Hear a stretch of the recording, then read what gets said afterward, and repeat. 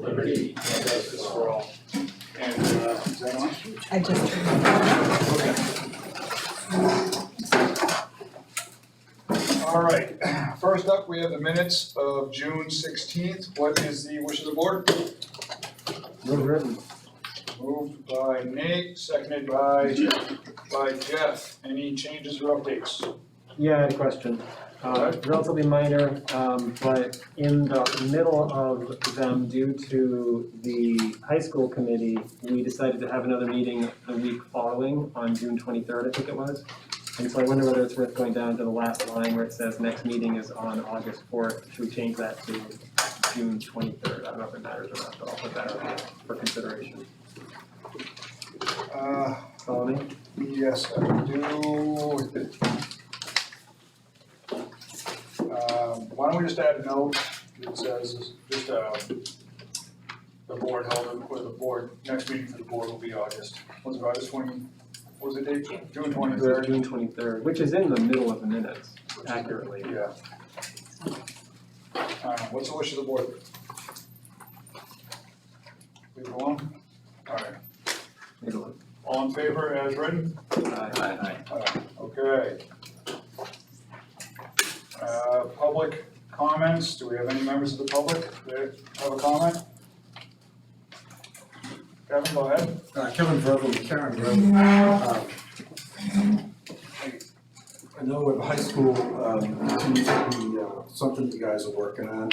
And I just want to remind the board as you continue to work through that the town has expressed overwhelming support in favor of school choice, particularly with respect to high school options. And I hope that the board, as you work through this, keep a very open mind to that. The only thing that prevents us from having wide open school choice for Deerfield students is the required minimum of 90% of Deerfield students going to Concord. So that's de facto all, unless you can find some other way out. And if that clause was not in the contract with whatever school or schools we choose to move forward with, that would allow wide open school choice for those that want it. I was talking to, I don't remember who I was talking to. I was talking to somebody, and they were talking about the notion of expanding the school. And I guess somebody had come to the board previously and mentioned maybe reaching out to Candia. Candia has rapidly declining enrollment, right? They're talking about closing off parts of their school because they don't have the kids to support it. And I was wondering if the school board has done any discussions with Candia with respect to maybe a tuitioning agreement. Maybe it would make more sense to tuition kids to Candia than to add on to the school. Is it possible to get an answer to that? So we haven't spoken with Candia. So I would like to formally request that the Deerfield School Board reach out to the Candia School Board and see if maybe there are synergies that could be found between the two towns, right? We tuition all our kids to high school in a different SAU. So tuitioning some kids over at Candia, wouldn't be too hard a lift. So I would strongly encourage you to reach out to that school board and inquire. It might be a very easy solution to our overcrowding problems. Thank you for your comments, Kevin. Any other comments from anybody here? Seeing none, we're gonna move on. We have a couple of consent items, one of them we dealt with after non-public, but we do want to talk, I believe, Patty, about the open house Yes, and possibly barbecue. yes. All right, what you have? And also just to mention, we have 5 appointments and resignations now under number 10. And we will have non-public under B, C, K, and L. So Kristen and I were talking about back to school planning, and the question came up about our open house, back to school barbecue and open house and welcoming of families. and wanted to talk to the board about what your thoughts were about having the barbecue and the open house this year. We haven't talked about it yet. We haven't, so,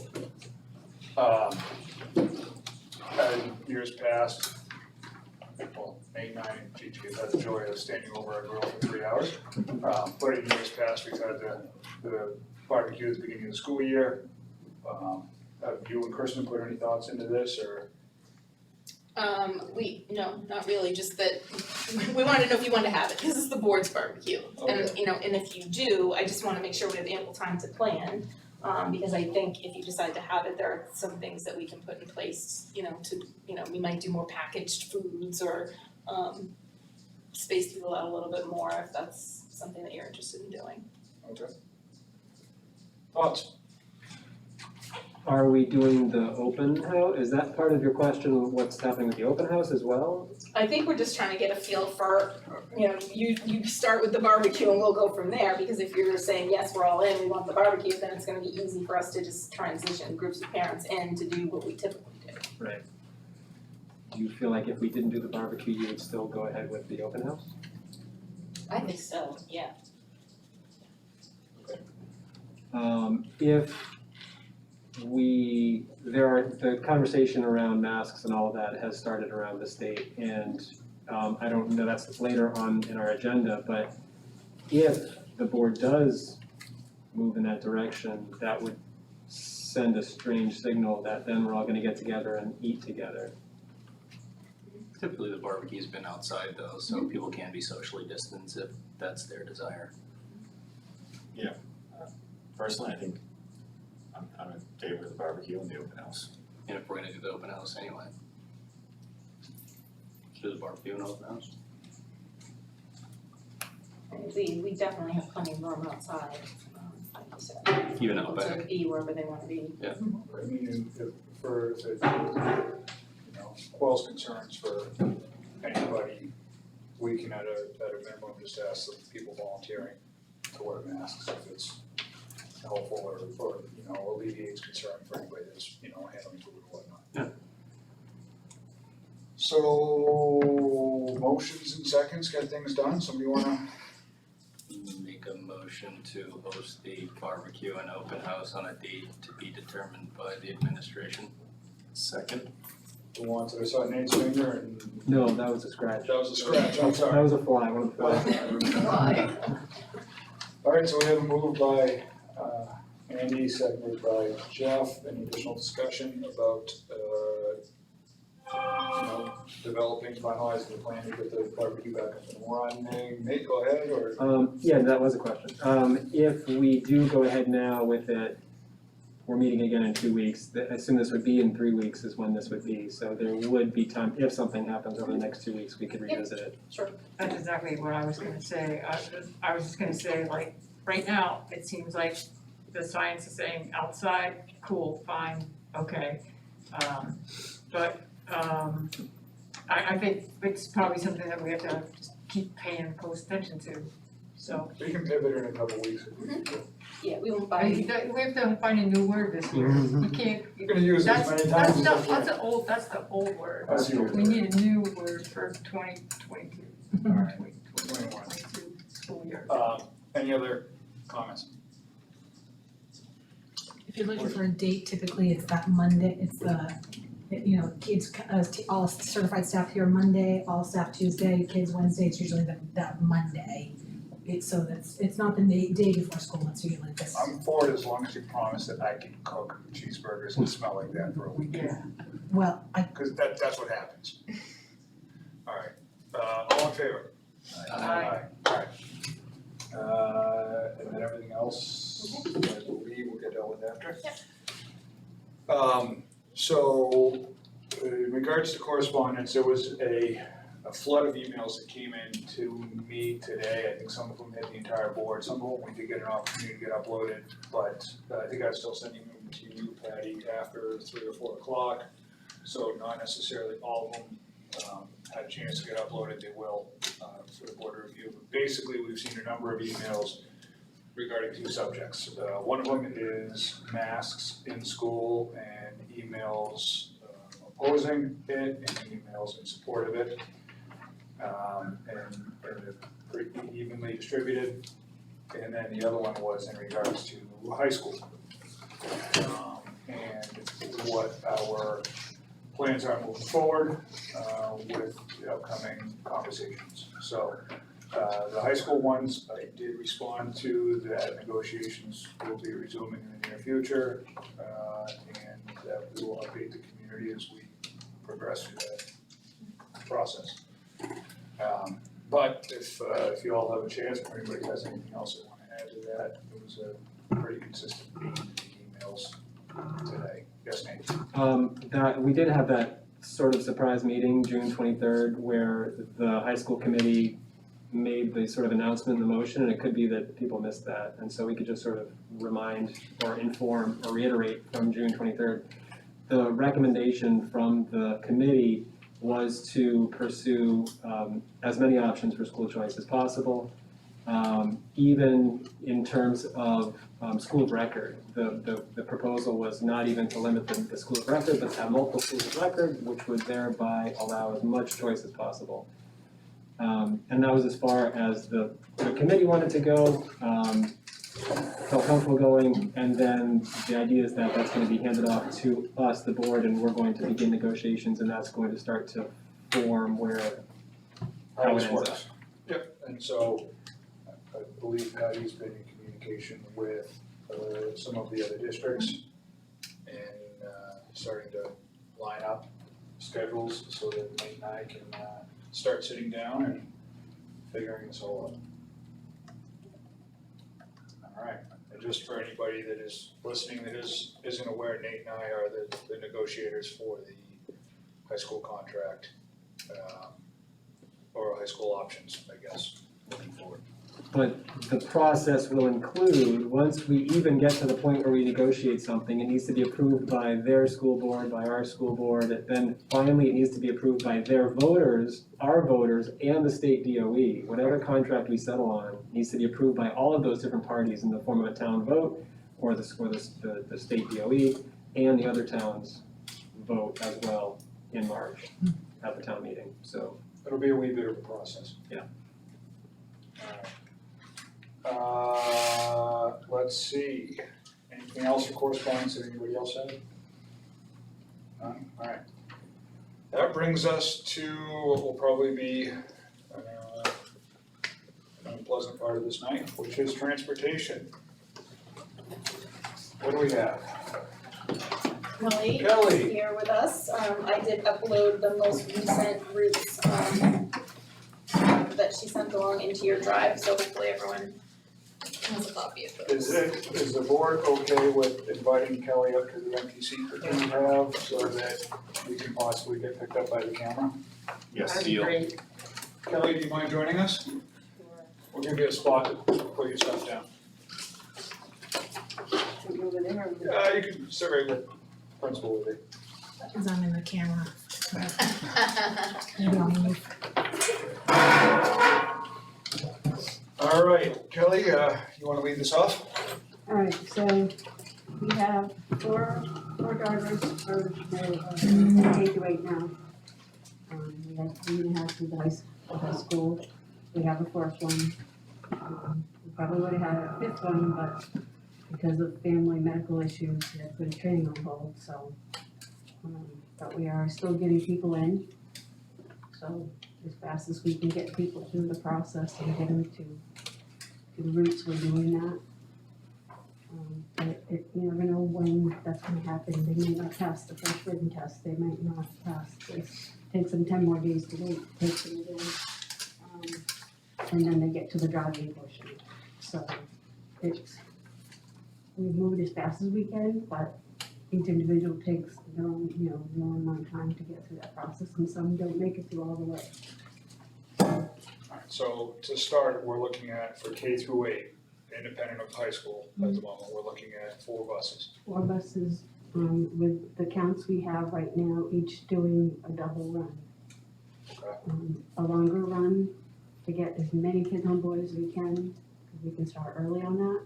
And then a shorter run where we go closer around the school and grab kids within 25 minutes or so to get them in, and then at the end of the day, obviously, we can shuffle them out quickly, we can get back in and then get the longer routes and head back out, so that staff is not, covering so many students up for a long period of time.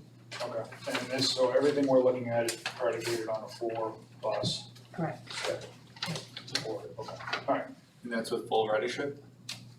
What we did is, Kristen sent me the survey results, and I plugged in everybody who's a car rider, everybody else I counted as bus rider, because I don't know, so I have to account for them. Okay. So there could be still some on here that won't ride, we just don't know that yet, and it might help us save a little bit of time.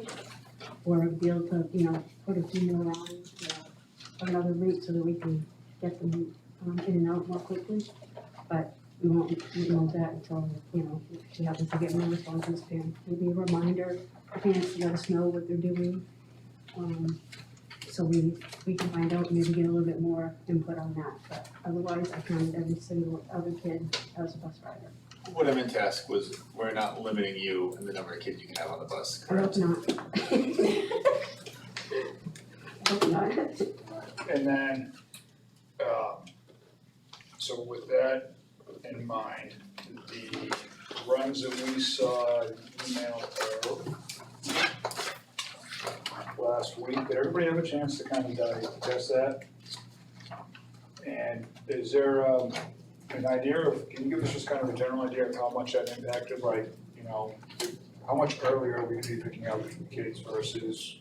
Well, these were kind of based on what we would have done last year, but then Patty and I communicated today that we would need to move up the first run to earlier so that we get the second run in, so you can start your school day on time. Okay, So we would have to start that one earlier. I hadn't had a chance to adjust that, but I wanted to get what you decided on that. I can adjust those times and go. The afternoon's already set up so that the first group doesn't leave until they normally would leave. They'll go at 2:40, hopefully get out of here by 2:50. Get them dropped off, come back in, grab all the rest of the kids and head out. so how far, Do you want me to talk about what the administration discussed before we got to this point of doing the routes? let's get it all, It might just be a little bit more helpful. So we, before Kelly did the routes, we met as an administrative team and, we tried to create a grid and look at what would be, there's an inconvenience to families no matter what we do because we only have 4 buses. So we tried to minimize the impact on families, and if we were looking at changing the start of our day to work with other towns and have their drivers finish and then come get ours, we're looking at probably like 9:30 to 4:30 for Deerfield, and we thought that was gonna be a pretty significant inconvenience to families. We talked about splitting up the start and end times for our primary grades and our middle schools, and again, that was a huge scheduling issue, it was a staffing issue, because we wouldn't be able to have all of our staff here for all of that extended amount of time. So what we settled on was hoping to be able to provide before and after school support for families. So it is going to mean that some of your kids are gonna be picked up a lot earlier, because the buses have to bring them here and then go out and get the second run of kids and get them here in time to start school. So we don't want kids coming in late and missing instruction. So that's what Kelly's talking about, that we have discussed backing that up. We're hoping that that's better for families, unfortunately knowing that if you need the bus, some of the kids are gonna be picked up pretty early, but that at least you have care here, and you'll be able to get to work on time. And then the same on the end of the day, that we would have staff here to supervise students until the second bus run can come back and get them. So they would get home later, so that would be an inconvenience for families. But we really tried to come up with all of the scenarios and, check box and figure out, what's the best solution with the least impact. And that's how we got to where we are now. okay. Can I ask a quick question? Yeah. Patty, is that something that COVID relief money helps out with, because staff will be working? Yeah, thanks for asking that. Yes, so our grant funds, we could put toward the before and after school Okay, support to pay staff, yes. You're not hiring a staff member that then you can't maintain. You can hire them for just this period of time that we need to cover. okay.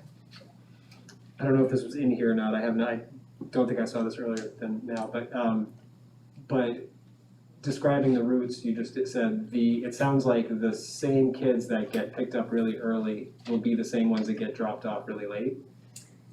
That was something that I think we want to avoid if we can, so that We can flip them, but that means that a larger portion of your kids are gonna be longer, those routes longer, but we can certainly flip it, whatever you want to do, we can do that. So I mean, basically you have a short ring and a long ring. And so the intent currently is to do the long ring and then blast out, grab the short ring, and at the end of the day, do the same thing. Empty out the short ring and then go back To up and hit quickly get back to get to get the all kids. the kids out of the building as fast as we can So the kids who get picked up first are getting dropped off last. Yes, with this. currently. currently. So we'll make for a longer day for those kids. Do you know about how many you're anticipating are on the bus, or how many parents did you have or families that I were? didn't actually count them. We had 264 responses, and of those, were multiple kids in the family, so, Some of them replied 2 or 3 times, the Yeah. same family. that happens a lot. So are you anticipating that we're gonna need buses for 350 kids or 400 kids? Is that probably I think we have to plan for that because of the lack of response. see what shakes out? And I would suspect that some families, unfortunately, if they're inconvenienced too much by this, they may end up finding alternative means of transportation. Or, they can get here at an earlier time than the second run is gonna come back and pick up their students, so they would wanna get them out of here as soon as possible. So I think until we get going and see how it works out, I mean, there's there may be some changes. potential that the timing on the runs can be adjusted once we kind of establish a baseline for Absolutely. how we're utilizing the buses. Nate? Did we explore the idea of going back to the spring model, which was a traffic nightmare, but which I think took care of a lot of this with a single run and also got our kids to Concord and back? Well, we haven't talked about Concord yet. And it looks like from the email that they can get there barely, but they can't get back. But if we move the start of these runs up, there'll be one bus running through town in the morning, which we can do, because we can still only take 51 students, and more centralized stops, but I don't have a way to get them back. These guys aren't gonna finish currently, some of them 4:30. Do you think you would have a driver if we said to families, the only way that we can get your kiddos back from Concord is to do it at 5 o'clock at night? I don't know at this point. Or maybe from another town even, somebody that wants extra hours. I mean, I would think that would be better for a family to know, well, it's, my kid's stuck there for 2 hours, but at least they can get them back here, or it's, I can look further. Right now, a lot of towns are not finishing till 4 o'clock on their runs. That's a normal time, and that's a hard to do doubles. Like Northwood even asked me about doing what they had done previous, and some of their drivers came and helped them doing that. But until their drivers do go around, so even if so they would be able to help in another town type of thing, so a lot of things. I also did reach out to Concord, and the superintendent was very open to trying to help us come up with a solution, but I need to get her the information on exactly what it is we're asking, and I would think it would be an easier ask for help one way and at the end of the day, rather than trying to figure it out in the morning when they're. So I think let's unpack this 2 ways. I think let's unpack the DCS side of it, and we can unpack the Concord side of it, if that's. That makes sense, but at the same time, if we were to go back to the spring model, then we would solve the Concord Well, problem. the spring model, We we have 5 buses. had 5 buses. The spring model, we asked a lot of the families to transport more, which we've asked the families, they can transport if they plan to. But But if the alternative is getting the kids on the bus at 6 a.m., then maybe driving is actually a better alternative than. And I think that may work, some of that may kind of work out in the kind of in the initial functions and when the But by then final we schedules already are released. missed the bus on going to Concord, so to speak. Yeah, there were families, I remember last year commenting that if they had someone here to watch their kids, they could drop them off earlier. So now if we do have some kind of before school care, that may be an option for parents to say, okay, now I can get to work on time and I can Drop my bring, kids off yeah, I can and I bring can, them I and can that drop frees up off a 20 seat, minutes so. early and so I mean, I don't see how I'm assuming we're flexible to that as well, if we're gonna be here providing a level of supervision. I think if we can, if You the can board come makes some together and decisions say, tonight and then we can tell parents, this is what it's going to look like, you know, and then ask them again, you know, does this change anything in terms of your bus ridership? So, And then we'll have okay, more information. Jeff? Just to clarify, so that, I looked at the routes and now it sounds like they're gonna be pushed back even earlier, so 6:40 is the earliest pickup. That's gonna move to what? I can't tell you off the top of my head, Ballpark, But 6 the- o'clock, 6:20? 6:20 maybe. Cause right now It's based on us arriving at 6:35 and unloading at 6:40. That's another piece that if they could get off the buses earlier, 7:40. which they're going to anyways, Yeah. obviously. Not 6:40, 7:40, for the camera, 7:40. But obviously, they're gonna get off earlier Right. anyways in this case, so that we can go back in the other route. That also, so they're set up for us to arrive at the normal time now, and then go back up to get the second up. So it could be 20-25 minutes, depending on the route. I mean, you wanna be able to get the second run done, how much of a shift do you think you need to do? Like 20 minutes? Maybe, yeah, 15 to 20, okay. yeah, So when you're I'd talking, say, and obviously, if we're dropping off earlier, like we planned, then we can get out faster. You decide which ones you want me to do first and which ones second, can we get that out of the way, I'll go back and rework the times and make them fit to what we're looking for, and then, so, I mean, we're looking at, the original start times were, depending on the routes, green bus was 6:43, that's on Courier Road, which is kind of a unique spot because it's in Deerfield, but not accessed from Deerfield. Right. And then Old Candia Road would be 6:54 that was pretty normal though, that was pretty standard always, for that bus. Yeah. Just because of where way down there. Courier Road is, it's a Yeah, I think it got backed up maybe 5 minutes last year, okay, because we picked up some additional stops coming up through towards like the George B. White, since they still had some place we could get them on and get them to school. alright, blue bus is currently, we're seeing and this is just so anybody listening can hear this, but blue bus is, Before you move on from the green bus, I'm sorry, the bottom of my form is cut off. What time does the Courier Road stop happen in the afternoon? Mine cuts off at 3:55, but that's only on Prospect Street, Muff Road. 4:12, At 4:12, the Courier Road arrives back at Courier Road. yeah, Okay, and so normally about 6:43 3:40. to 4:12 is probably the biggest day for any of our kids. that would be, I would say that would be the long one.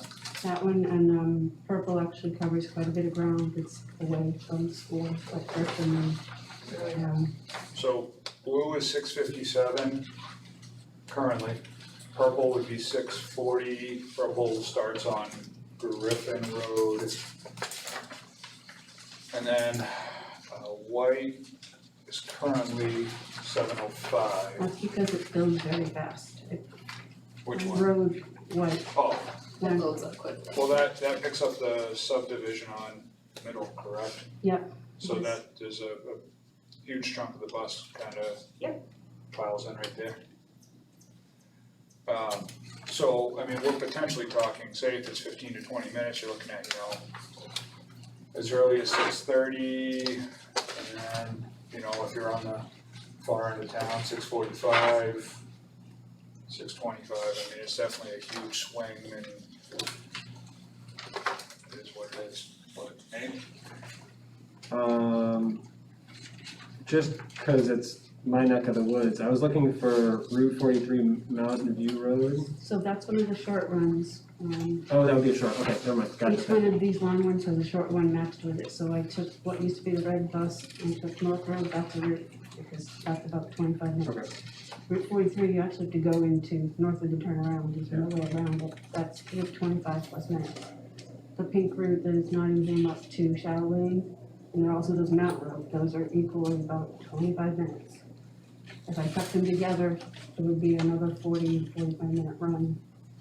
Gotcha. I just didn't see the last few pages. I got them now. Thank you.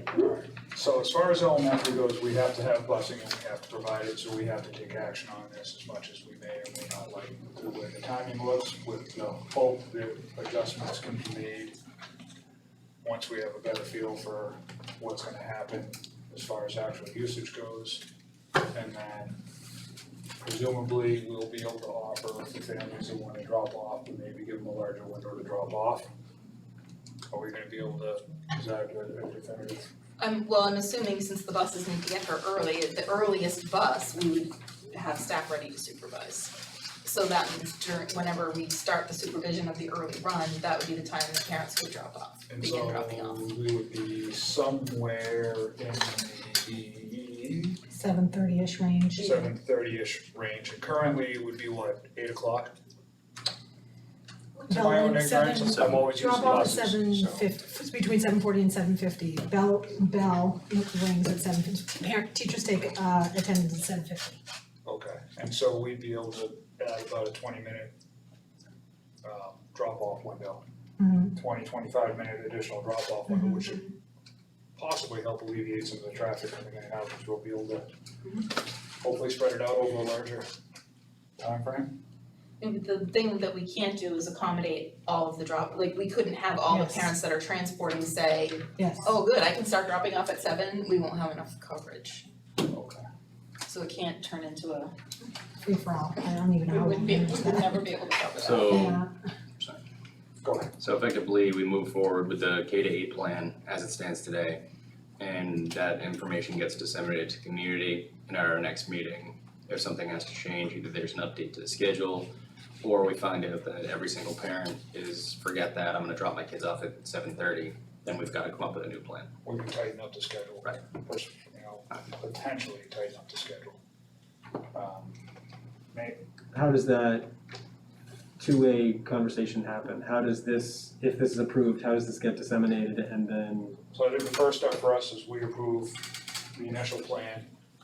Kelly now has the ability to go and make the adjustments to the start times. That goes back to Kristen. Kristen publishes it to the community. We get emails to our Yeah. inboxes. We get emails saying that the buses are starting too early, but unfortunately it's an end we're being dealt. Yeah, and I think we can do a cover letter with a ask for a response, this is where we're at, this is why, please let us know if you're, if you can transport or, Right. And the only early drop-offs we can accommodate are if parents are willing to take their kids off the bus to do that, so we can't just open it. We need to make that clear. I can presumably leave that to the administrative team to work. Even just to get, like we talked about, kind of remind people, like, if we can find out what your plans are, if this was normal, it would still help us know down here on the bus. And if there are some that already were planning, they always drive their children, but they didn't respond, so we don't know that. I mean, you may be able to cut an inner route out of a short route out of a run after you conduct clears. You don't know until you start. It's an aggressive now. You don't know until you start seeing what's going on. That it's like last year, we have to hear from everybody, we really need to know. And then that's gonna mean phone calls from the front office if people don't respond. We have to know who's riding and who needs a ride. as you said, it sounds like there are people in the system who, and maybe we will get another driver perhaps in the future at some point.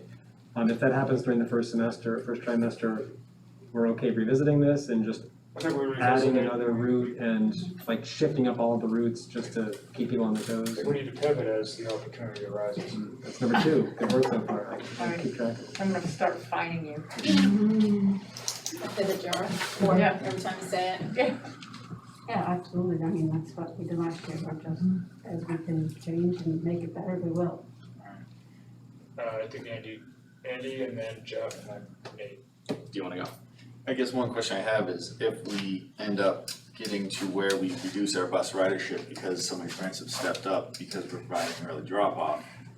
I think it's important that we do not rescind that because they're bus ridership numbers, so are we going to be able to commit to them that you helped us solve our problem, we're gonna continue offering this to you to keep it. To make sure it's for the whole year. Yeah. Right, yeah, that's a good, yeah, when we're hiring staff, we can let them know it's gonna be the entire school year. Yeah, I think we need something predictable. Right, that's like, yeah. Randy? Do you have another question? I'll come back to it. I was gonna make a motion. Oh, then my question is, just the fact that there's nothing in here about the high school, and I know that you're saying we could do it afterwards, but I feel like they're all connected. So I guess my question is more, how likely is it that we can find a driver for like a 5 o'clock run? I like that idea. If we can't get a 4 o'clock run or 3 o'clock back from Concord, then can we get a 5 o'clock run back from Concord? That could be, I can check into that. I think we certainly, like I said, let's unpack DCS is my mindset, and we can, And I would wanna be in contact with Concord because I don't want our Deerfield kiddos roaming the streets of Concord for 2 hours either. To figure out a plan for them. Yeah, I asked for the list, so I'm waiting for the list to come in. We're gonna contact all the families just to find out what the ridership would be, because if we have one bus, that's 51 kids. And that would have been the same case for last year with 2 picking up and leaving. They're adult size, so that's 51. I mean, historically, we were finding it was what, about 30 kids-ish, Yeah, 30 could have been 40, but fairly consistently over the years, that's yeah, been and yeah. the number. Even before last year, and all the craziness, yeah. Okay. And then some stay for sports anyway, so they don't take the bus coming back. But obviously, they have a seat in the morning, they have a seat in the afternoon, you can't flip-flop.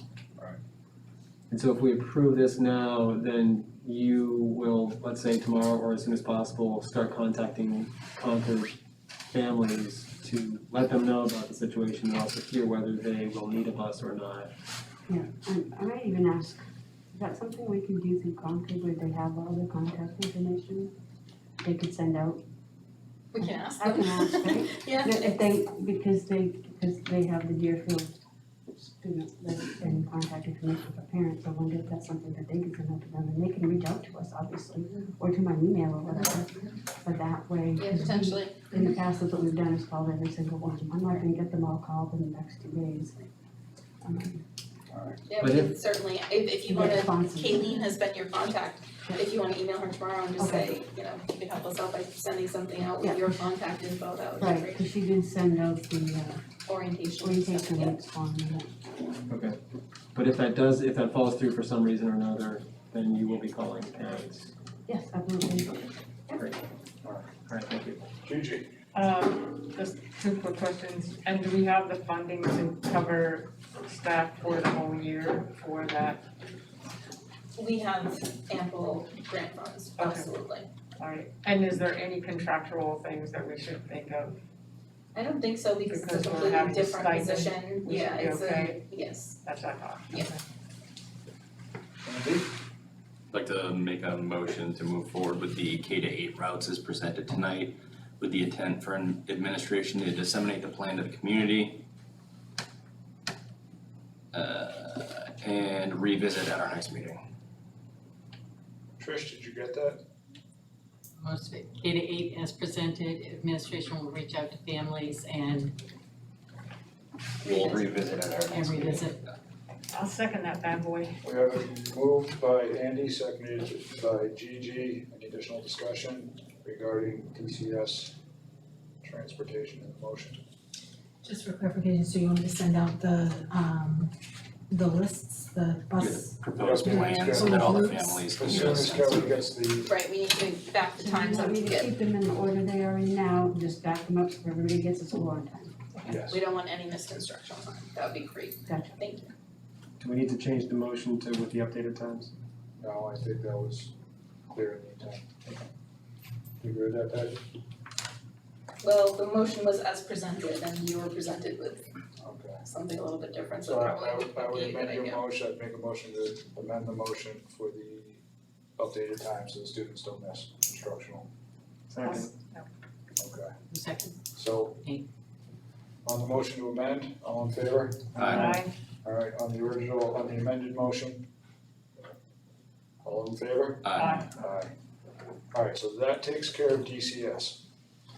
So now let's talk about Concord. So at the moment, you're telling us that we have a bus available for AM runs to Concord.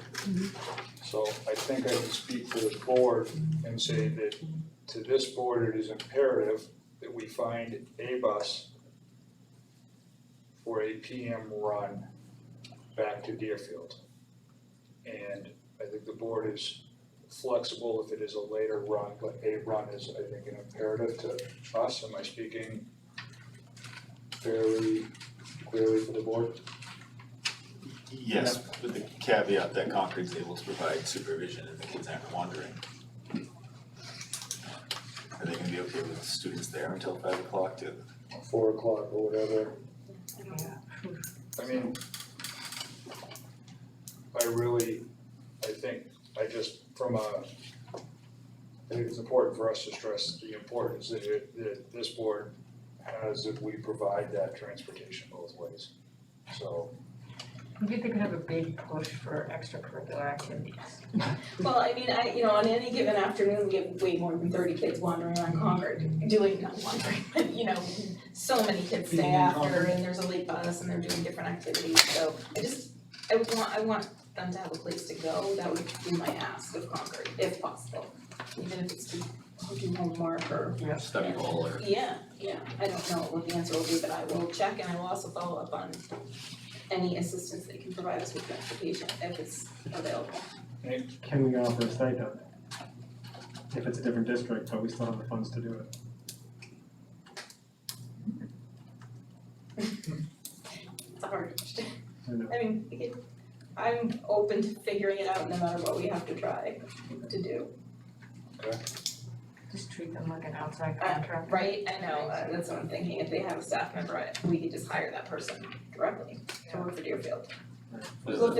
I'll work with Amber to make sure I'm not doing something that's against bad business. all right, do you need a motion? For Patty to do her For thing. Patty. I think I can do it without a motion. Listen, just making sure we're cleaning up stuff. All right, so. I think the what's been made clear is that you have, or that bus route, the bus isn't on here, is it, in your packet? But you know that there will be a high school bus, so that's been made clear, and then we'll work on the PM. Right. Alright, so when can we see info for high school as far as what's the turnaround time on that gonna look like in a proposed route, et cetera, et cetera? Depends on when I get the list to start with. Okay, Hopefully I'll have it, my luck I'll have it by tomorrow. alright. It's gonna take me a few days, cause Do we know when Concord we start on the first. start on the first? So is it unreasonable for us to expect something for our next meeting in 2 weeks regarding high school? I can certainly give it a whirl. What's the date of the next one? 2 weeks. 2 weeks from today. You could cover something first, Yeah. but we can our calendar is similar now. They have less days in their school calendar, so it never aligns exactly. Okay. Do we have any other high school related transportation thoughts? Are you thinking, Nate, or are you? Yeah, no, I think I'm all right, we can move on. Yeah, I think Kelly is open to any suggestions, and every conversation I've had with you, you've been open to when he comes up with something. Think outside the box, Absolutely. look under the box. I just wanna make sure that Concord parents are informed as soon as possible. If they need to find a different option, Absolutely. they need to know soon. Right, So that's my biggest concern. great. And as long as they're being contacted in the next day or two from either high school or the review through the Yeah, high it school. would be in the next few days or so, depending on when we get the list. So if Then there's we any, don't, and then we have to get responses, obviously. so I'm gonna make my plea. If there's any high school parents that are here, that are listening to us, if you get a phone call from Dale or Concord asking about transportation, please please help us and get back to Kelly so we can, and she can try to figure out a solution.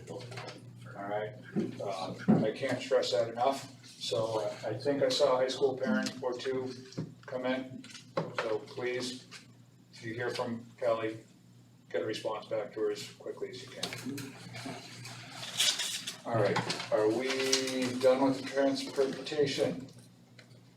So, you set? Anything else you need from us, Kelly? No. Thank you for, again, thank you for dealing through all this, I know it hasn't been pleasant. Not fun for anybody, so. It's good that it's been in the news though, it's a national problem, Yeah. I mean, it's helpful. highlights what we're going through. Yeah, that is, every district they ask, the New Hampshire School Transportation asks for, every single district in the state needs help. If you're, a retired person or a stay-at-home mom, it's a great job, help out your town. So, cause there's not one place that's not short. And a lot of it had nothing to do with money, it's life changes like we talked about before. Cancer diagnosis, stuff that people weren't expecting. Derailed some people, so we've lost even more since the end of the school year in other towns. So everybody's going through the same thing, and we're just trying to make our way through it best we can. Well, I know it's not fun, so thank you for your efforts. I know you're typically the bearer of bad news, and it's not always you're doing that is put you in that position, so. Any other questions for Kelly before we cut her loose? Thank you very much. Thank you. All right. Next up, we are on the back to school plan. And that is going to be presented to us by I will talk to you about that. Superintendent Sherman. Let's hear it. So we have a plan due June 23rd to the state of New Hampshire. That was shared with you, it was shared with the community. Each of our districts in the SAU created a new email address to collect feedback. I think it's dearfieldfeedback@sau53.org, right? Sure I got that right. So, it will be in the letter. It's an easy way to collect information in one localized spot, and Krista and I both have access to that email so that we can keep track of responses as they come in. So we'll be soliciting feedback once again. Kristen and I are working on making some edits and changes to the plan, but we're really committed to keeping it simple and, 4 or 5 pages, easy to read. What we will expand upon is links to documents, so it's a lot of information. Some people like that information, some people just want the summary from us. So we'll provide links to all the updated guidance from the CDC, American Academy of Pediatrics, New Hampshire Department of Ed, US Department of Ed, federal transportation requirements, the isolation guide as it stands for COVID. So anyone that wants to dig deeper is able to do that. And we also will be including a frequently asked questions document so that if people feel like they're still wondering about something, they can go to that and see the questions that we've been asked most frequently. And then also if there's something that's not answered, they can let us know and we can add it because other families are probably wondering the same thing. As much advanced planning, we were all hoping that we were good to go and we were ready to start the year, and now listening to the news and the concerns about the Delta variant have put us in an interesting position where, if you don't know already, the CDC guidance, the American Academy of Pediatric guidance differs from the guidance that we're receiving from the state of New Hampshire. So Dr. Chan has had several calls, he's continued his calls throughout the summer. I participated in the last call that capped out at 500 people, and they needed to expand their link for the next call. So clearly, that's what everybody wants to know for the start of school, and the question really is about the masks, and that's what people are most interested in knowing is, are we going to start the year with masks or not? So Dr. Chan and the New Hampshire Department of Ed are asking us to please look at our community data and to remind us that the CDC and the American Academy of Pediatrics are advising the entire country and that we really need to look to our communities for the data.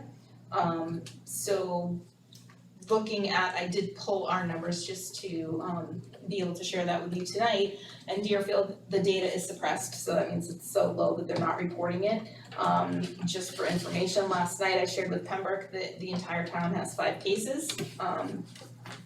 I think that we're gonna be in the same situation that we were last year, because looking at the emails, like Zach said earlier, it's a 50-50 split. You know, people are asking that we have masks and people are asking that we please do not have masks.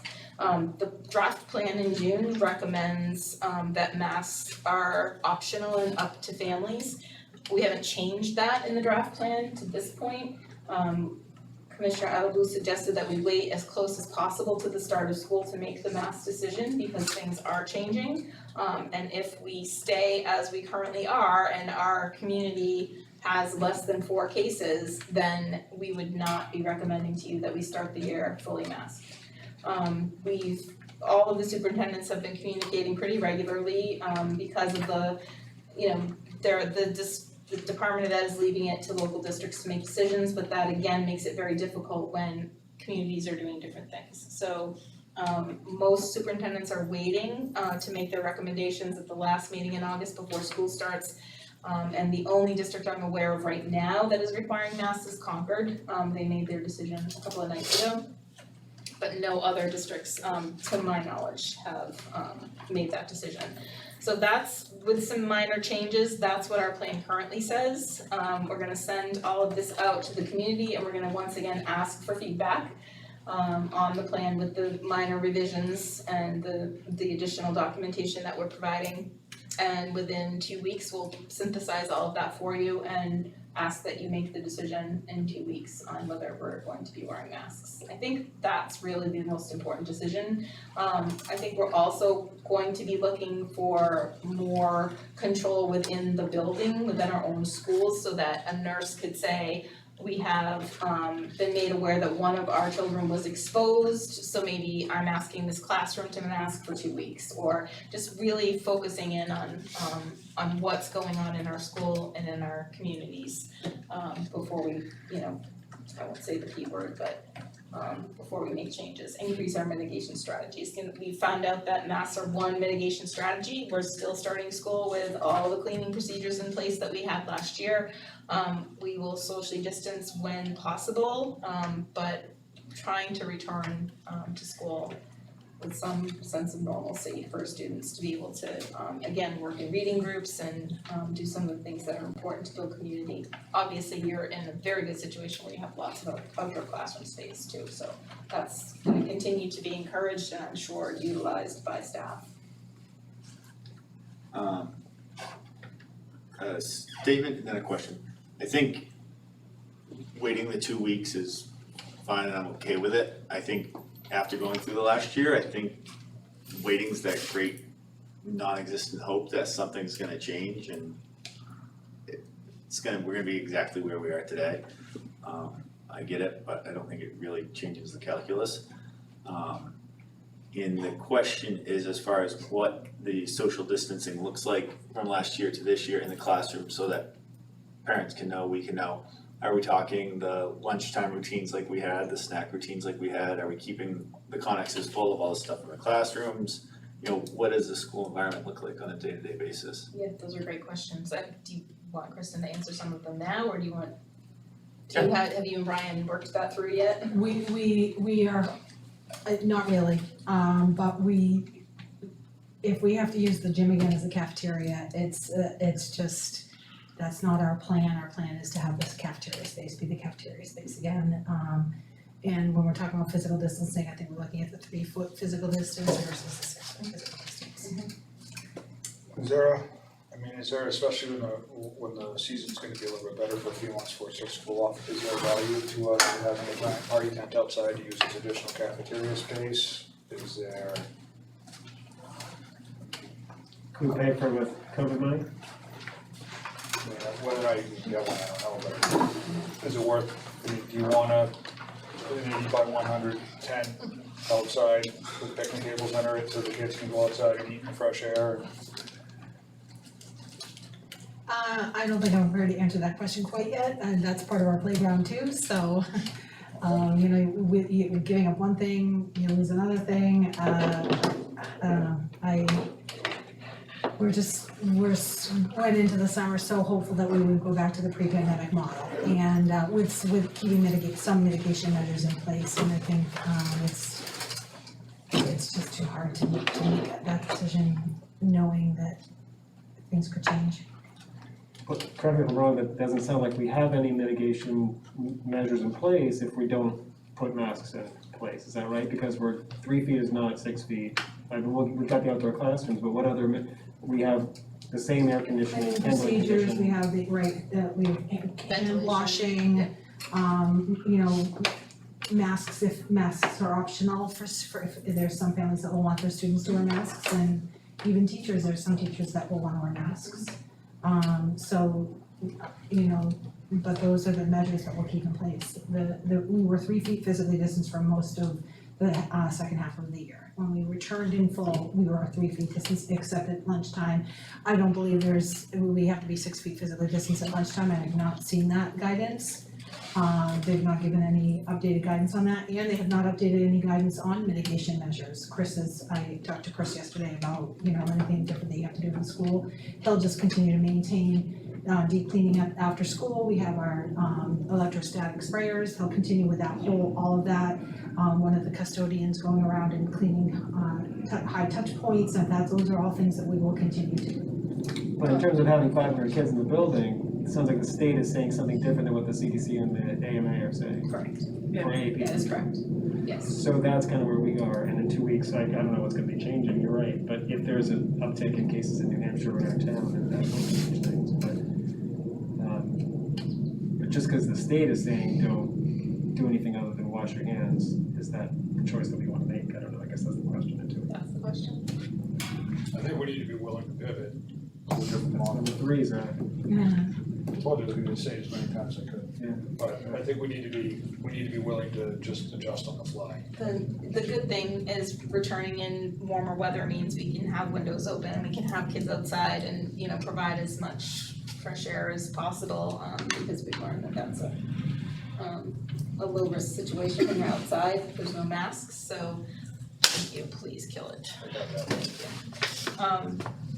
We've talked about the matrix and, you know, all of the superintendents on the call this morning were just like, no, they don't work, frankly, to be honest. You know, if you set up this criteria and then you look at it and say, oh, like last year, oh, this says we should be fully remote, and that may not be appropriate for our community, and it may not be, oh, there are, you know, if you set this matrix up, there's 10 cases in Deerfield, that means we have masks. Well, we just found out it's like a family of 5 and it's an isolated case and they're all staying home, and why would we, There's no you know, kids involved. react to, right, there's just so many different scenarios that just looking at numbers, that's why I think our school nurses are a really good resource, because they tend to have information, confidential information, and can work with administration and make recommendations, and we you know, we have that whole list of things that we can, you know, okay, maybe it's time to distance again, maybe it's time to take the gymnasium back again if we have to, and it's not what we wanna do, but we have lots of strategies in our pocket to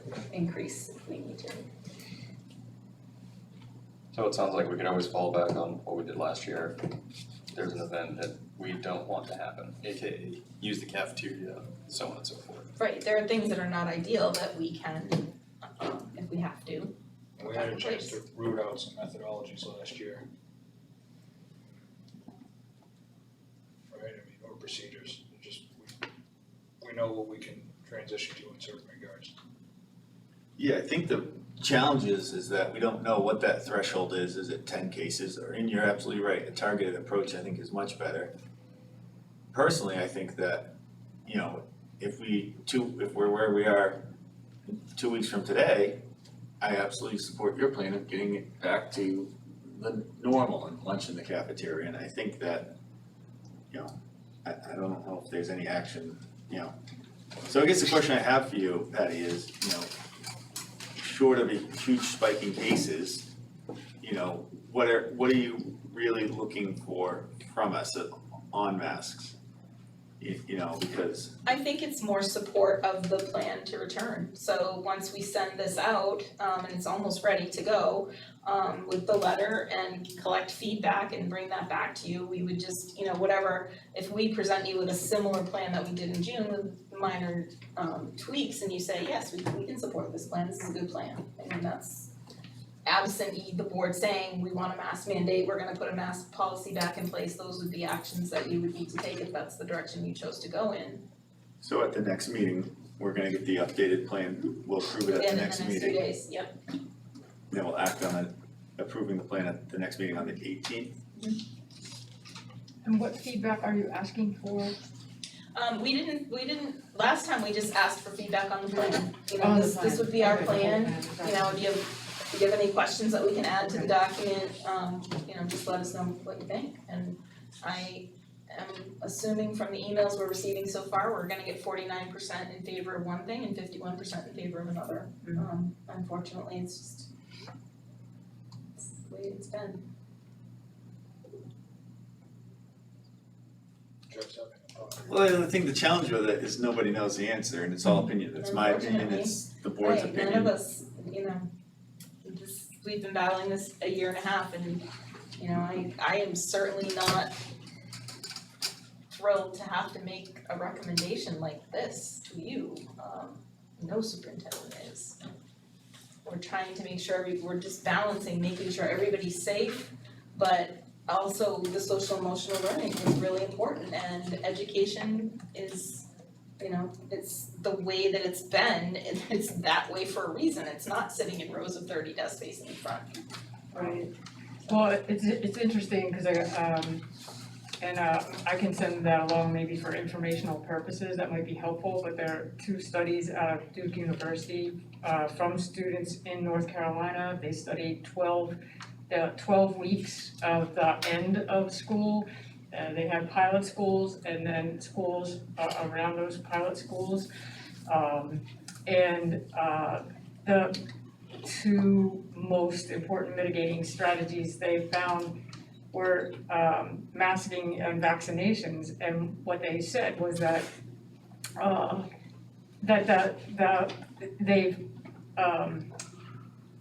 they tested for social distancing as well, and it didn't matter if it was like 6 feet or 3 feet, whatever, but that the thing that seemed to make the difference is you could pretty much kind of move about the school freely if you had a mask on. So I thought that was interesting. I can send you that. That was from probably the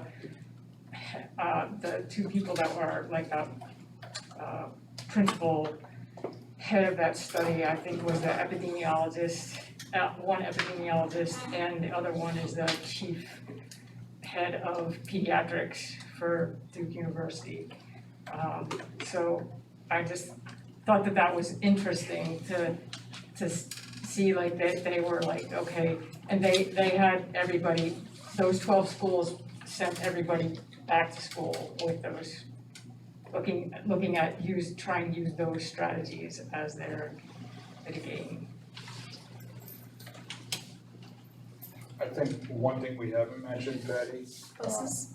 buses. I just thought of it when you said that. And so, my understanding is that the federal DOT is requiring all public transportation, which our Correct. buses qualify as, Correct. that masks are worn on public transportation. That's coming from federal DOT, so that will be a requirement. And that is one of the links that, in that document with all of those other links that talks about school buses are part of that. And so I think when we send out the bus routes, it's important for us to include that that's required from It's in the plan the too. feds. Yeah. Right, but I think we should just, that's not a With the us routes, thing, that's a feds Right. thing. Just like you have to wear them on an airplane and you have to wear them on, riding around the buses at Disney in December. There was no masks except for on their buses, so it's just, it is what it is.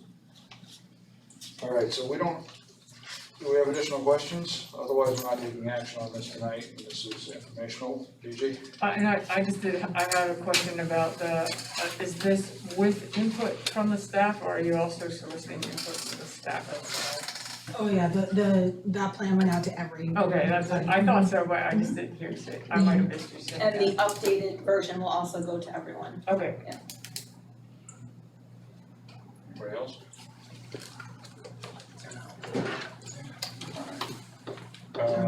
That brings us to facilities projects, an update on that. Because this is flavor. What are the Oh, is it me, what? facilities projects? Oh, sorry. Okay. Sorry, apologize. And you ran out of electricity? So you came down this hallway was just done over the last couple of days. We have approximately, I think 95% of the building is done, waxed. Chris, had his folks strip the floors completely, which hasn't been done in a couple of years. So the classrooms are really looking great. Starting to work into the hallway. So the painting is happening up on the second floor. They're just about finished. It looks great if you have a minute to walk up and take a look. I mean, it looks like this downstairs, but, there's a lot, it really does look nice. It brightens it right up there. Gym floor has been completed. That was done in very early July. We used Don Bennett. He's a local guy that I guess a lot of people use to maintain the floors. We have the carpets and the mods have been extracted, cleaned thoroughly, and we have our third grade is gonna be out in the mods this year, so they're starting to set up their classrooms out there right now. The painting, I don't know if you noticed, but all the exterior doors have been painted blue. If you do a quick outside walk around, you'll see we had our two summer custodial helpers. They were covered in blue all over for weeks and still are. Chris had taken off the wallpaper. There's 4 classrooms upstairs that had wallpaper that was peeling pretty significantly, so he took all of that down and has repainted those walls up there, more so in the middle school area, so those classrooms, so you can take a look at that. Pierre has painted 6 of the single bathrooms to give them a fresh update.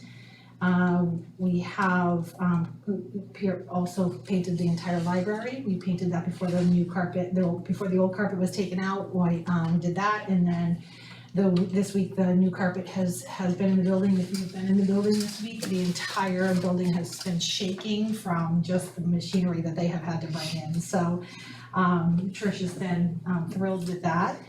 Candy hasn't even come in because of it, so. But they've done a nice job, and as of yesterday, Beth had stopped by to see and was like, there was nothing, like the entire old carpet had been pulled out, and today the entire new carpet is put in, so it was a fast turnaround. So they'll start putting in the, back in the shelving that they had taken out. Our new shelving, I don't believe is going to be here before the start of the school year. Is that right, Trish? Right. Some of the furniture is, but not shelving yet. Yeah, so we'll be figuring that piece out. Chris has had everybody in to do their yearly inspections. The fire, that was another annoyance for today. The fire alarms are being inspected today. Chris said that the fascia board contractor has been pushed back a little bit because of weather. So his projects got postponed in other areas, so he's hoping, he thinks that they're gonna be in not next week, but the week after, the week of the 16th, 17th, around that. So most likely, definitely in the next 2 weeks, they'll be here to do that work.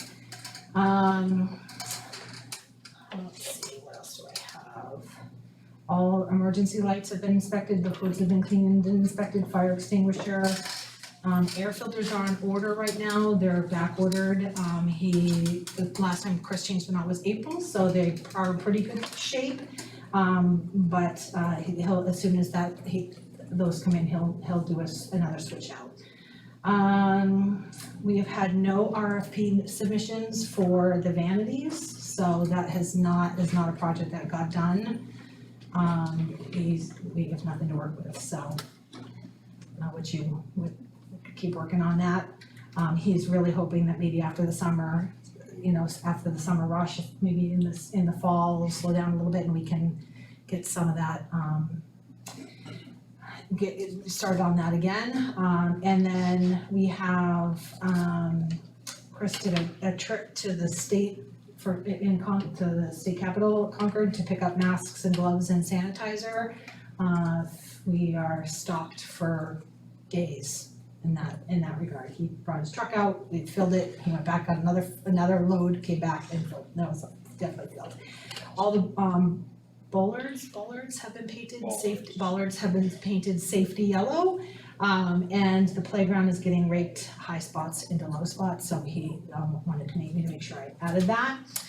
And anything else that you can think of that is on your mind that he, It's not, well, go ahead. I was gonna say the fire panel, where's? So we're waiting, we're engineer, tech engineering engineer? at this point. So I don't know if presumably they haven't had a chance to get cracking on that yet. Correct. Okay. And then it's facilities, but not facilities, and I might be jumping the gun, but I believe Jack has been rallying support out back, and Ms. Laskowski, I think I saw an email as well. So we have some more permanent outdoor classroom structures being raised, and has that gotten started or going or moving or? The concrete is in, so. So that's the first phase. Awesome. And we have all the material on site now for that Jack needed? Trish? Did we get the lumber and stuff that Jack needed? He's working on that. Yes. He's doing that, he's gonna turn in receipts. Okay. I think he worked. Did he? Okay, awesome. Hopefully we caught it right as the lumber market fell and it worked to our benefit.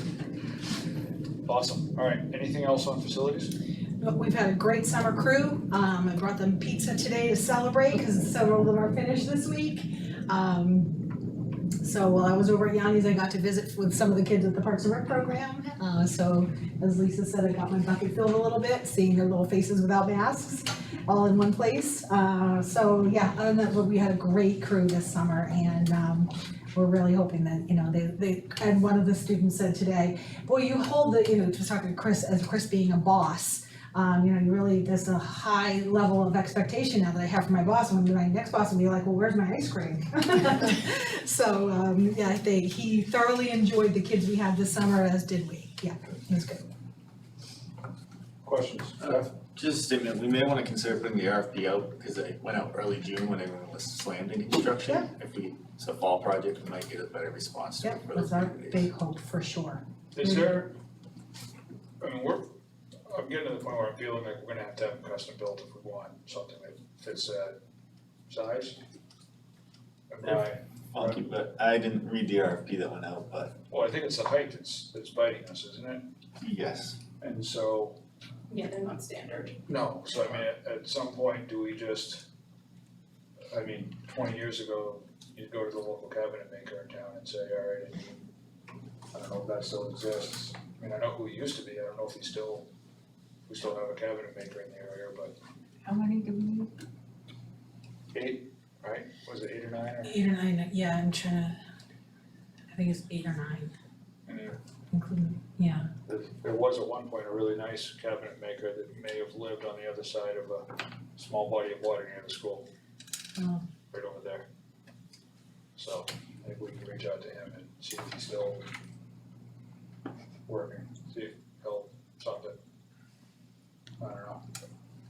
I don't know who he's talking about. I don't because- either. But he's looking at you. But that's because I was the one that thought we could save money and we didn't put it out to bid and we had someone lined up to do it. In fact, the material was, Are you saying it's custom because they're lower and you're thinking we might just need to put in I think- standard? No, well, I think if we want them that height, we're gonna have to have them built. And so, once upon a time, there was Skip Whitmere, I don't even know if Skip still works or if he's retired, I haven't seen him in 20 years, but if he's still, is he retired?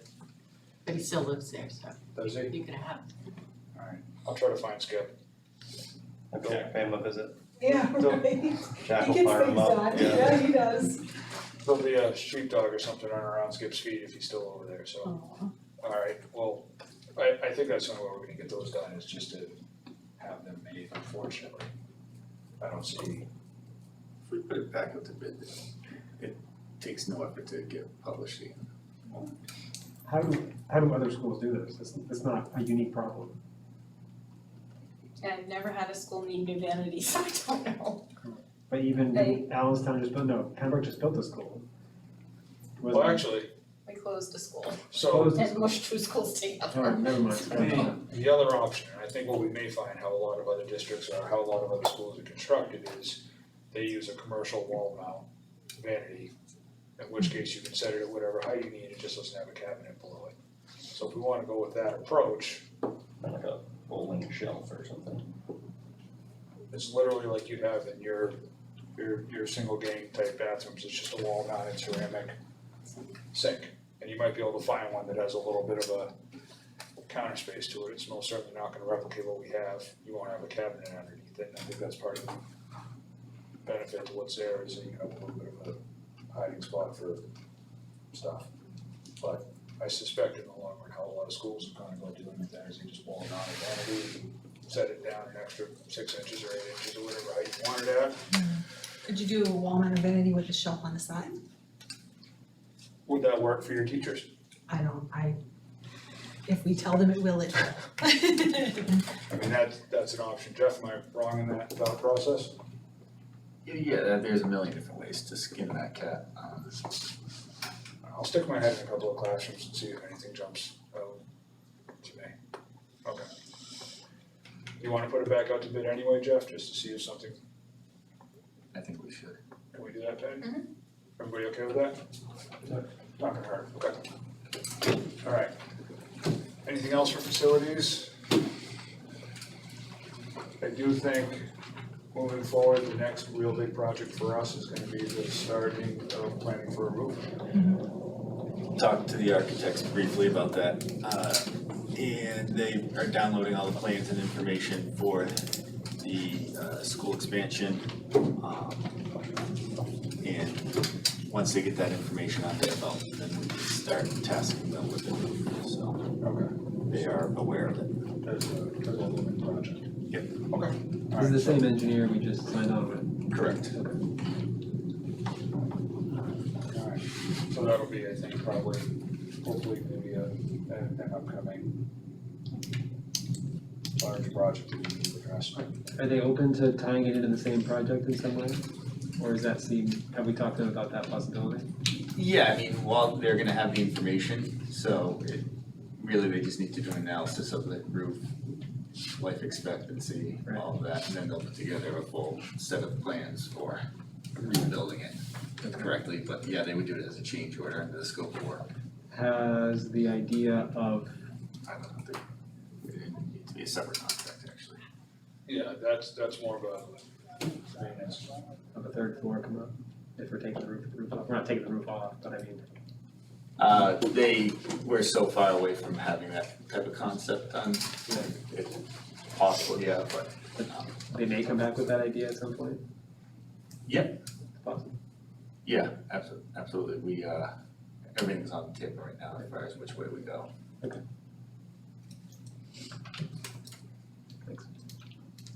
Alright, anything else?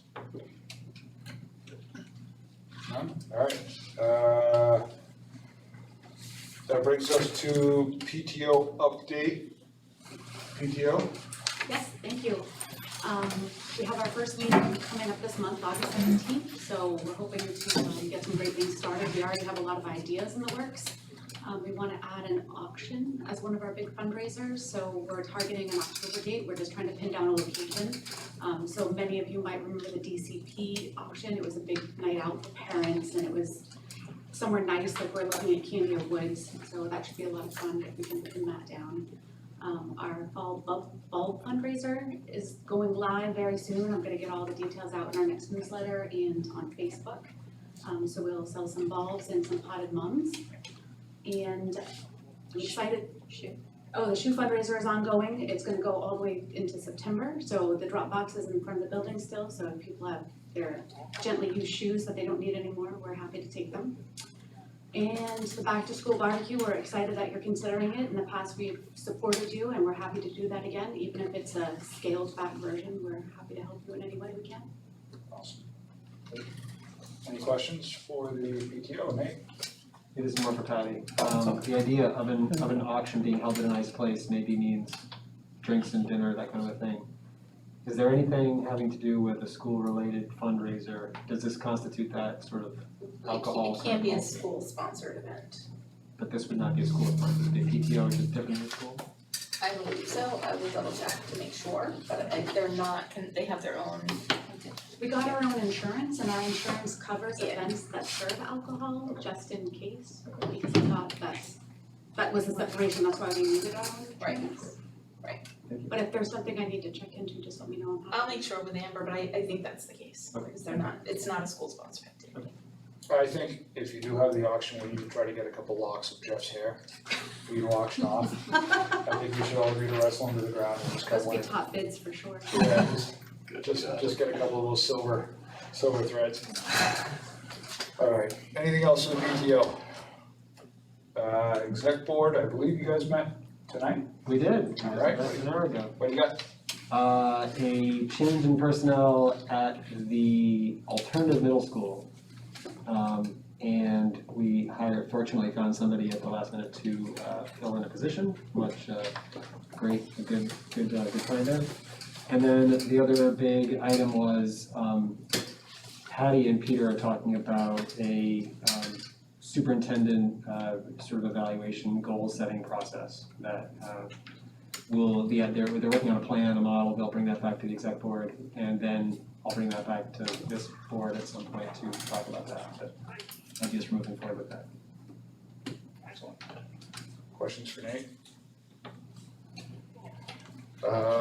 Principals report. Yeah, just a few things. We had a very successful art camp the week that school got out. Miss Dickey had a great group of kids. In June, DCS had a visit from Kevin Partington. Kevin is works for the New Hampshire Homeland Security and Emergency Management for the New Hampshire through, I don't want to say the DOE, but up in that area. So he came for a visit and a tour of the building. They did this a couple of years ago as well, and was thrilled to see a lot of the upgrades that we had put in place. With the cameras having been installed, the upgrade of the walkie-talkie system. So he was glad to see a lot of that work had been done. In mid-July, all of the administrators in the district got together in Pembroke, and we were trained on the Thoughtful Classroom, which is a model for teacher evaluations, and it was very thorough. We had the head honcho who was giving the training, and he's friends with guys like Jay McTeague, and he just kind of threw names like that out, which are like big. If you're into the education, that's huge. So it was awesome. I in reflecting on the week or the 2 days that we were together, I can't remember the last time I was trained in an evaluation model. I knew a lot about the Charlotte Danielson model just from my own teaching days, and you have the book that you read, and as an administrator, and I took the class, staff development and evaluation, but to be actually trained by the guy that created the program was just really awesome. So we're excited to bring it to our staff, and we're meeting tomorrow as well, leadership meeting tomorrow in Pembroke, and to talk about what our next steps are. And I'd love to be able to, we'll be able to put a presentation together for you when we get things rolling. But it's very thorough, it's very comprehensive, it makes a lot of sense, it's what teachers are already doing, so we're excited to roll that out. And today I met with Christina Egan from the James Philbrook Library. She's one of the trustees, as well as Becky Field, who has written a couple of books, and she is a photographer, the town library, and is trying to collaborate with the school. Becky has documented New Hampshire's cultural diversity in 2 picture books. I have a website that I can send to you so you can take a look at her work. But she's been all over the state of New Hampshire, and she's interviewed refugees and immigrants and their lived experiences of coming here to America and to New Hampshire. She has this gorgeous photo display that she wants to bring and have displayed at the school. We also had a couple of folks from Focus. They're providing some of the funding as well as the trustees. I took a walk around with Becky so that she could take a look at the hallways and see where we could hang the hang the photos that she has, and she has a good feeling that she'll probably be able to put one nice 16 by 20 size picture of an immigrant or refugee on each of the bulletin boards that are out here, upstairs and downstairs. We also are gonna connect it into the community and have a community night so that people can come in, and so we're really excited about that. And they wanted to do it in mid-September, and we started talking about before Deerfield Fair and after Deerfield Fair. And so in that discussion, basically we came to the conclusion that maybe the spring would be a better time, would give us more time to just organize everything. So March is a very long month, as you know, and so we're looking maybe a potential March into April, right up until April vacation, and that'll give us time to get, we really wanna tie it into the community. She wants to have an evening event, and so anyway, so that's exciting, coming our way, and next meeting, I'll probably have lots of plans and updates on where we're going with our school year, so. Excellent. Nate? The Thoughtful Classroom, you said is the name of this program, is that you said you think about your next steps at your next meeting, has it been decided that this is moving forward? Was that a school decision, was that an SAU decision, where did this come from? Patty and I started working with a committee prior to the pandemic. So we probably started November of 2019-ish, November, December-ish. And the last time the CBA was passed, and that was in there, that we were gonna start exploring evaluation systems. Yeah. So we did have a committee of educators, certified staff that were taking a look at it, and that was one that we had actually looked at, and was being piloted in a way in it came to our attention through Peter Warburton.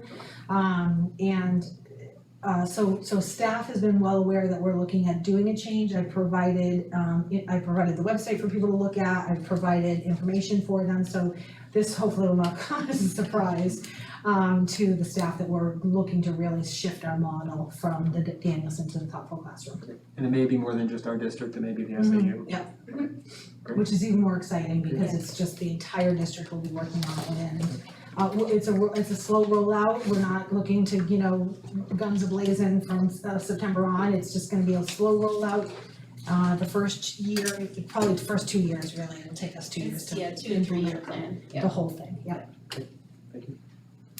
Sounds good. Any other questions? Patty, is this a good time to talk about enrollment? Sure. Okay. I didn't know that you put, sorry. No, that's okay, mine's not colored, I knew you would. Thank you. Well, Kristen talked about enrollment, whoever wants to field it.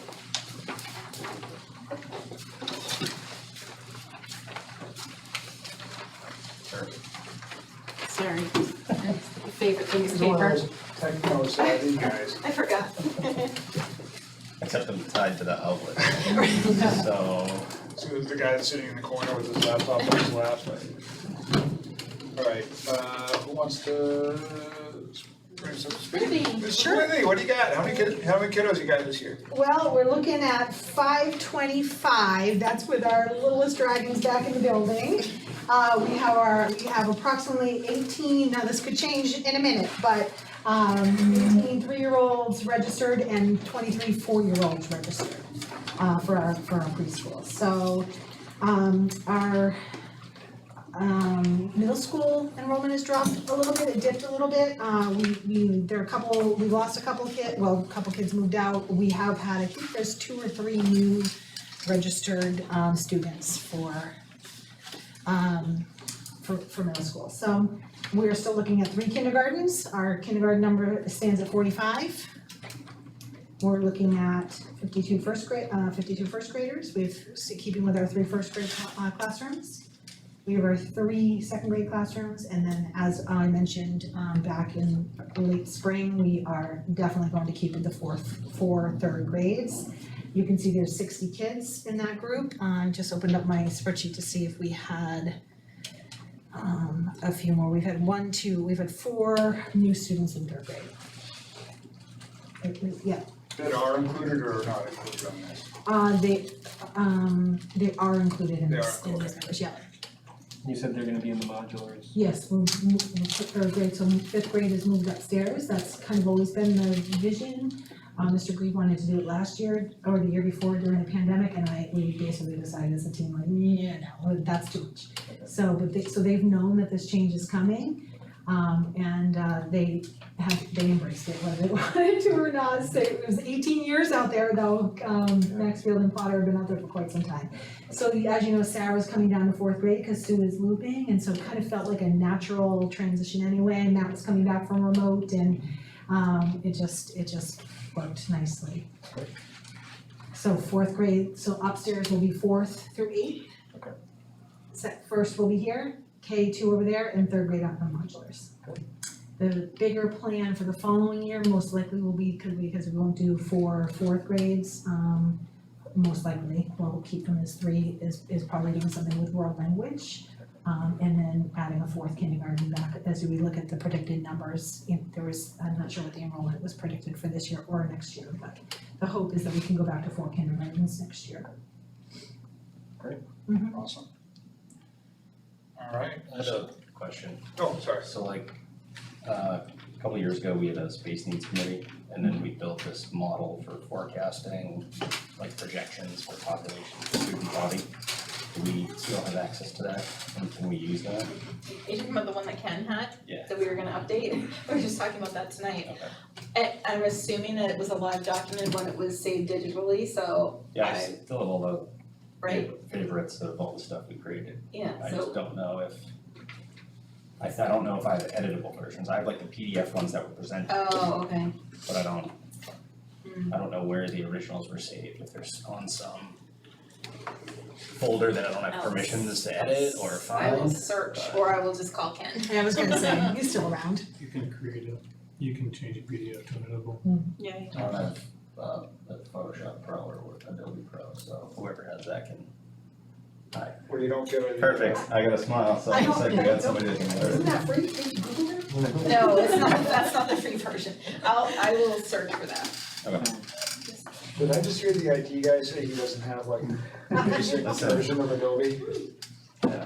Just wanted to make sure. I mean, I have. Like when I dropped my phone, like 15, oh wait, no, you're the one who couldn't hold the phone. Yeah. That's why. Andy, I do want to be, the numbers though, I feel like we're seeing a blip from a pandemic blip. Yeah. So how useful are these Right, last that's couple what of I'm years of talking about, yeah. numbers? I mean, you're still gonna wanna capture the data, cause data is data. Yeah, we need to So, update that. I think the important thing to asterisk is last year's numbers didn't have the middle school, not the middle school, preschool, calculated enrollment, so there's an artificial Yeah. valley there. Yeah. Yeah, I don't think it's fine there if it's okay with you. Alright. Any other enrollment questions? Are we still potential to see some more kindergartners kind of straggle in, or do we think we've captured all of the kindergartners and, By now, I would hope, but it always happens. Through the year we will, but. Day but- one, here Yeah. they are. Yeah, okay. I think at this point, our third grade numbers are supporting that more than our kindergarten. Yeah.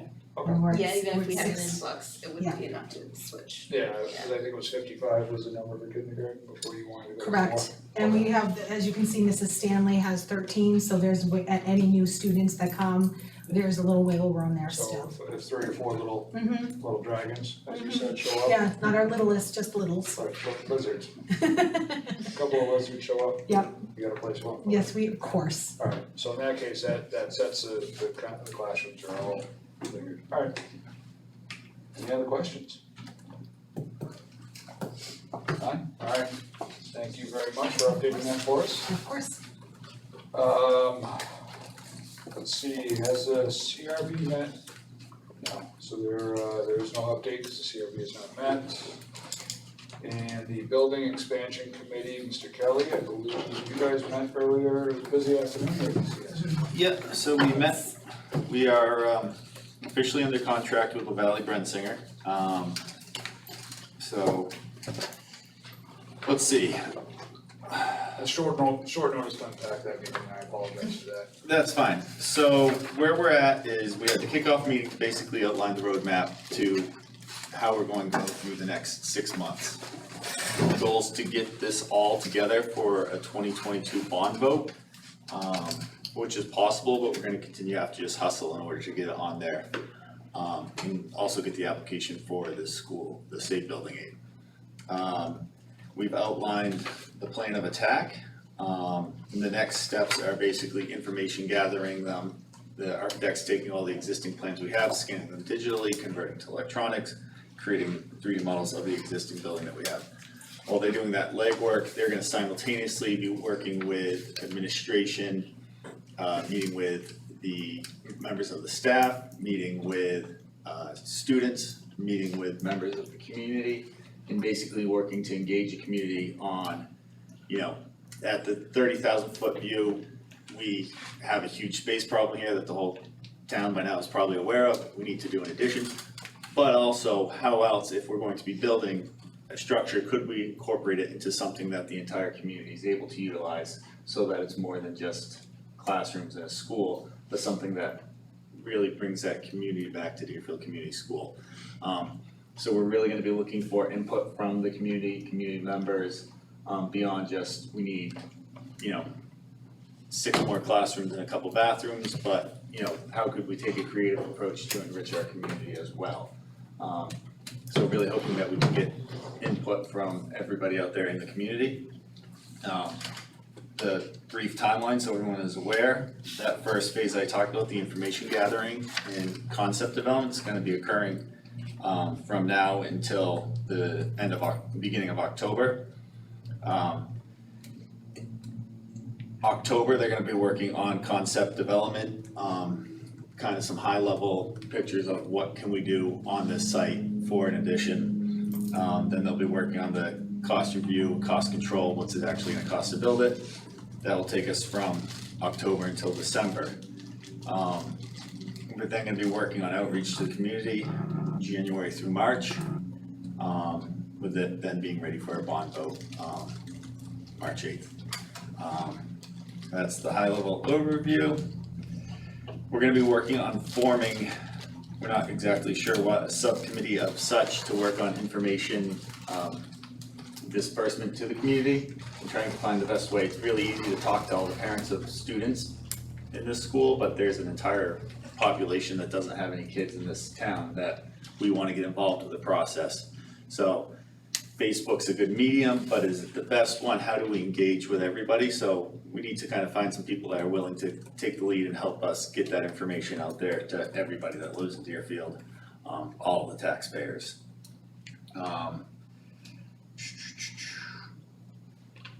We're gonna be working to basically reach out to all the groups, organizations, associations in town to engage them, talk with them, and get a dialogue going back and forth just to see where there might be any synchronicities. So we've got a ton of work to do between now and October to really drive this home. But, we talked about the potential for a 2023 bond vote.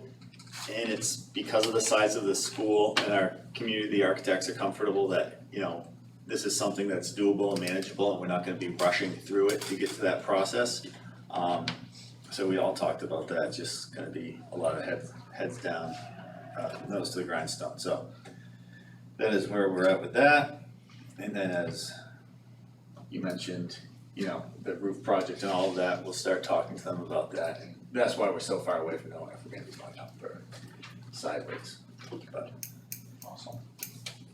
Hey, So when you say the bond vote and getting it on the warrant, I didn't hear you say it, but I assume it's in there, that like November, December is the target to actually have this crystallized to be on there. Yep. And then you said January to March is sort of outreach. Yep. Okay. Cut. Then also the targeting groups, have you started working on that list and who in town is gonna, like, who's making that list? Cause I can't imagine La Valley Brensinger knows much about our town and who these groups are, how do you do that? Yeah, so the separation of roles, they're gonna be doing all the heavy lifting on the collecting information, talking to the staff, what kind of learning environment do we wanna have in our school? They're gonna take care of that. Where our committee work comes in is one, giving them feedback on, they're interpreting all that data and saying, all right, here's what we wanna do, and we're gonna provide feedback on that. But really the legwork for our committee is being the cheerleaders for this project. So La Valley Brensinger won't be doing that, that's gonna be us, that's gonna be, you know, Dee Dee's got a list probably of 20 different people, organizations she's gonna reach out to. That might be a little, sorry, but we started a brainstorm tonight, and this committee is gonna just brainstorm and then reach out. That was our homework assignment. Our homework assignment was to come back to the next meeting with this list. So anybody out there thinking of groups that we can go talk to? Barbara's doing the information booth at the fair, so we're Yep. gonna utilize the fair. Excellent. And I talked about maybe doing a QR code, because people are used to QR codes now with menus and such, and have a link to some information, and they have it on their phone, so. Spend the day holding it up at the dump. I would hold the QR code at the dump. And it's really a two-pronged approach for the community, because it's one, communicating the fact to everybody, ultimately the taxpayers who are gonna be paying for it. Here's the situation, where we have, you know, specialists that are having to take kids into closets for, you know, OT work, right? We don't have a staff room, we're in non-compliance with X, Y, and Z with the fire department. Telling that story and communicating that, and that's an easy one to tell. The harder part is that community engagement, saying, hey, if we're gonna be building something and we're gonna be spending money, how should we build it and what would you wanna see in it? You know, whether or not we're actually able to achieve all those things, but to get that dialogue back and forth so we can engage as many people.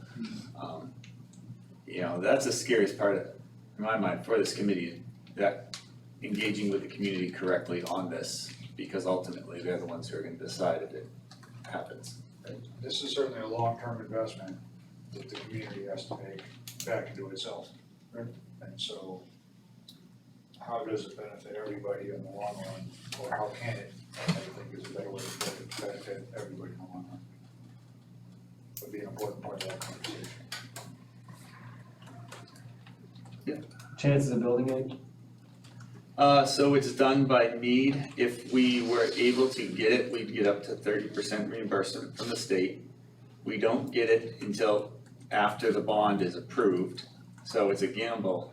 And it's done if there's a needier town, which, to put it bluntly, has a higher fiscal need. Our demographic probably doesn't Yeah, meet that. I would not count on building aid. I don't think there's money in the second year of the biennium budget for it. Check with Amber on that, cause I was trying to find the email from her, but she had spoken with There is, okay, I don't. okay. Kelly or Ann. She and I had a conversation. That there might be, okay. Yeah, and I was trying to find it, Oh, but I was encouraged when we had Oh, our okay, conversation, good. but I get excited easily, so.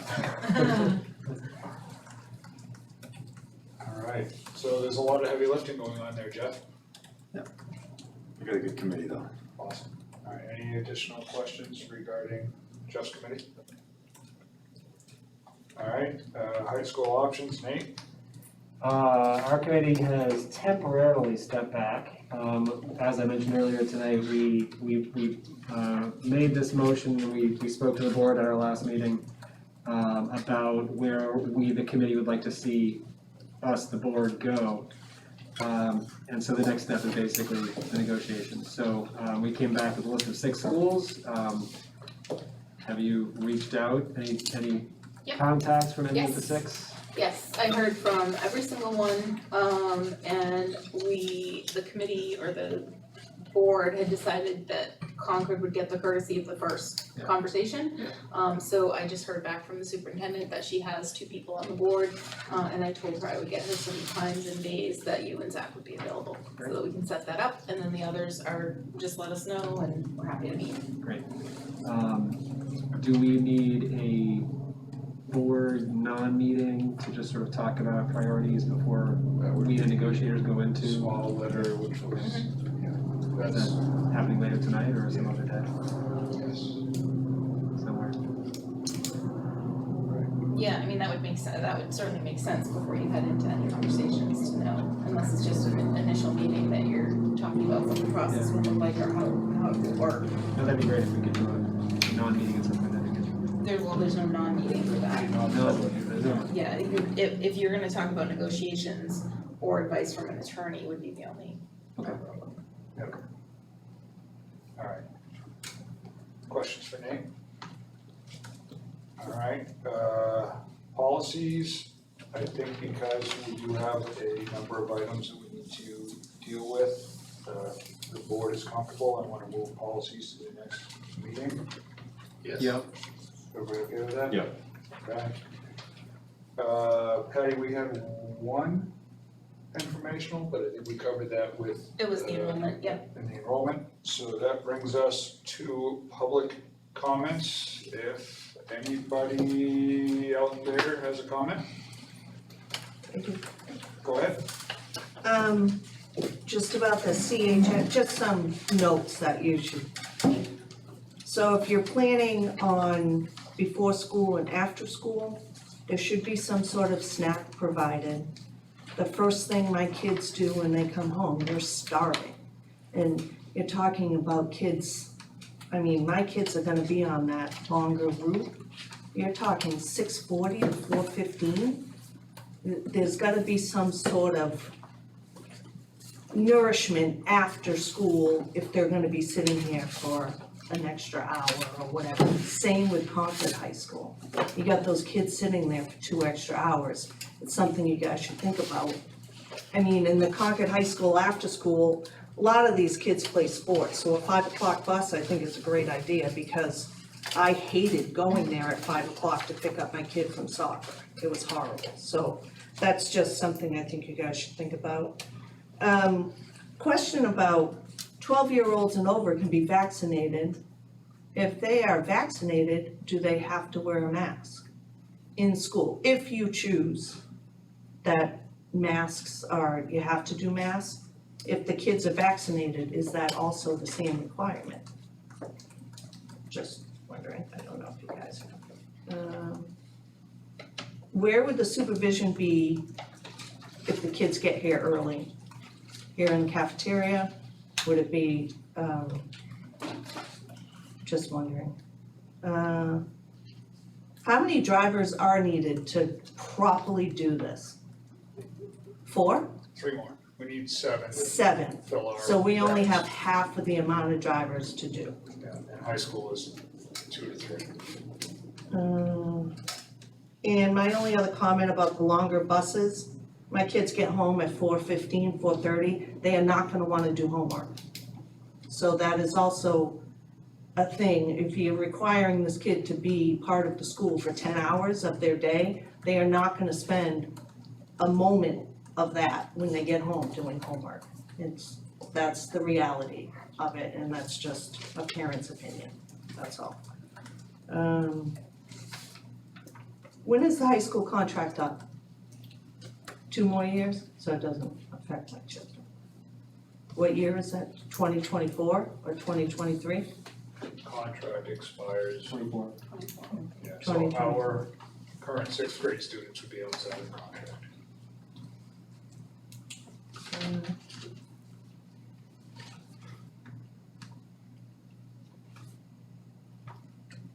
Okay, I think that was it.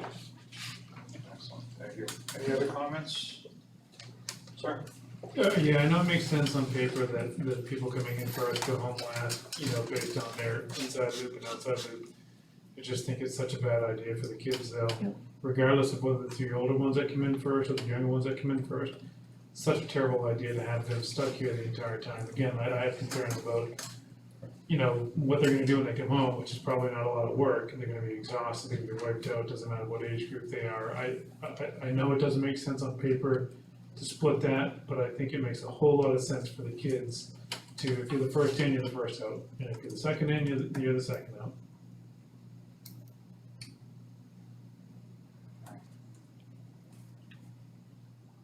Any other comments? Just a quick question, Zach, what are the 6 high schools? They were Concord, Co-Brown, Pinkerton, Oh, Bow, Dover. Dover, and Pembroke. Thank you. I got that right, Nate? Okay. PA is gonna be a tough one for us to talk to. Okay, their superintendent's a stickler. One of them is. Yeah. Alright, anything else? Alright, so 7H, RSA 91A3-2, small letters B, C, K, and L. I think the motion going to the public. Second. Give it to Nate, you give the second to Gigi. Roll call, Andy? Yes. Nate? You were very. Yes. Myself, yes, it is. I'll watch one. 7:49. What is it? 7:49. 7:49, we will be going to non-public. Well, I got a laptop plugged in. I was gonna say, you should get